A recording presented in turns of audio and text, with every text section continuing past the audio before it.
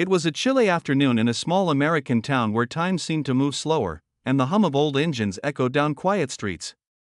Inside a retro-style diner, the smell of coffee, bacon, and grease filled the air as the jukebox hummed softly in the background. The turquoise walls gleamed under the soft sunlight streaming through the windows, casting a nostalgic glow over red and teal booths. People chatted lazily, clinking cups and plates, until a moment arrived that would stop every sound, every whisper, and turn that ordinary day into something unforgettable. A middle-aged biker named Reed Dawson, known in his circle as Red Dog, sat in his usual corner booth. He was a man who looked like life had carved him from stone, tattoos running down his arms, a gold cross resting over his chest, his denim vest worn and frayed with time. His hands were calloused, the kind that had gripped motorcycle handles more often than handshakes. To most people, he looked intimidating, a man who'd lived rough, probably broken a few rules, maybe even a few hearts.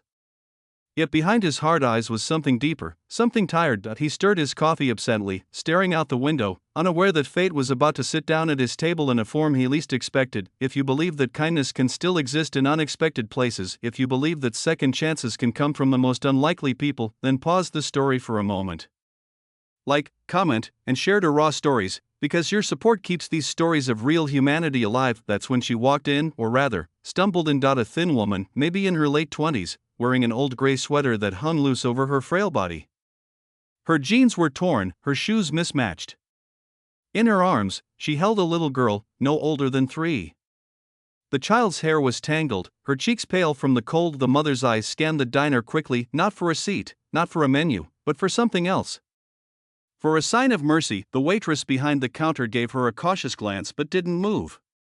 Customers turned their heads briefly before going back to their meals. Only Reed noticed how tightly the woman held her daughter. Whispering softly to keep her calm, she walked slowly toward his table, every step weighed down by fear and hesitation. Then, instead of sitting, she lowered herself to her knees beside the table, a gesture that caught the attention of everyone nearby. Her voice trembled as she looked at the plate in front of him. The biker had barely touched his fries and steak, and steam still rose from his coffee cup.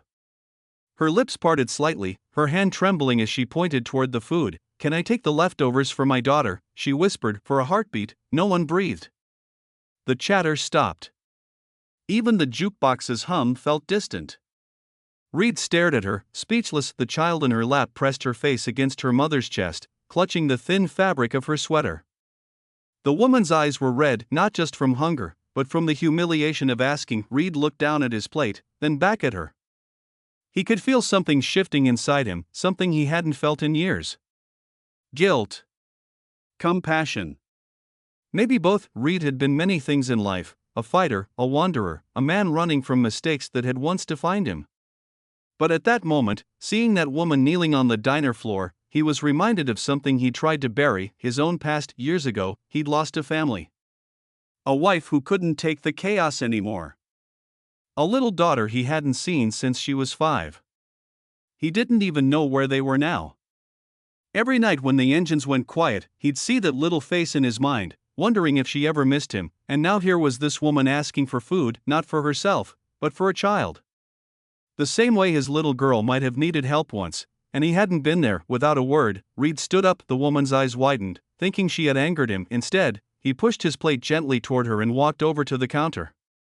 Everyone's gaze followed him as he spoke quietly to the cook, who nodded. Moments later, Reed returned, carrying 2 takeout boxes filled with warm food and a bottle of milk. He knelt down beside the woman, lowering himself to her level, a rough, tattooed biker on his knees on the diner floor, face to face with a mother and child. "This isn't leftovers," he said softly, his voice steady but full of emotion.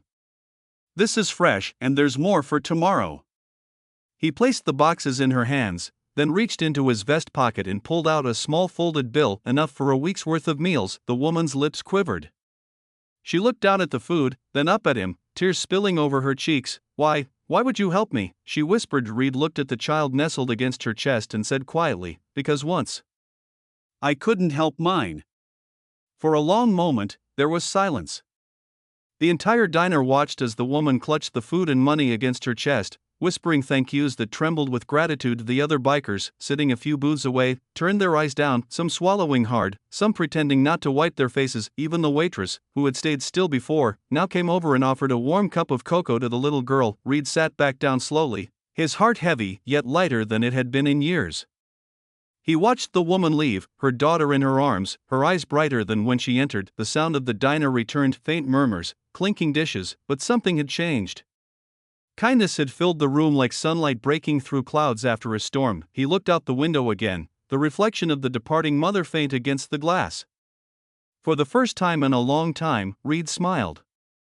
Not the tough biker smirk people were used to, but a quiet, genuine smile, the smile of a man who had just found a piece of himself again. That night, as he rode his motorcycle home under the fading light, Reed felt something warm in his chest.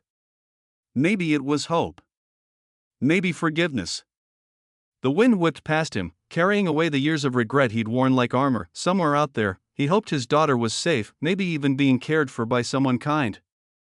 Someone who believed that a single act of compassion could change everything, and that's exactly what happened in that diner. A woman who had nothing gave everyone a reminder of humanity, and a man who thought he had nothing left to give rediscovered the part of his soul he thought was gone. But if this story touched your heart, please take a moment to like, share, and subscribe to Raw Stories, because sometimes all it takes is one act of compassion to change a life forever. Before we end, I'd love to hear from you.